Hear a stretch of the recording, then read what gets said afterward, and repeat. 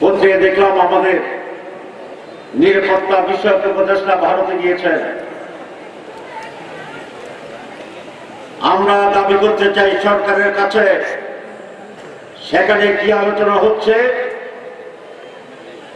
বৈঠকে কি আলোচনা হচ্ছে, গোপনে কোনো আলোচনা হচ্ছে কিনা এই জাতির কাছে তাকে সে সংবাদ সম্মেলন করে পরিষ্কার করতে হবে।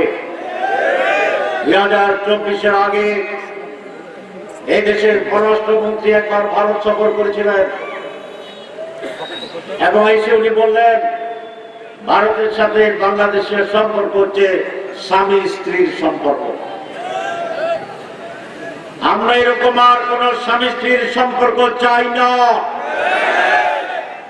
জীবন এবং রক্ত দিয়ে বাংলাদেশের মানুষ ভারতীয় আধিপত্যবাদকে এই দেশ থেকে তাড়িয়েছে। ভারতের কোন আধিপত্যবাদ এবং বশ্যতা বাংলার মানুষ আর গ্রহণ করবে না। এই সরকার যদি ভারতীয় অন্যায় আবদার এবং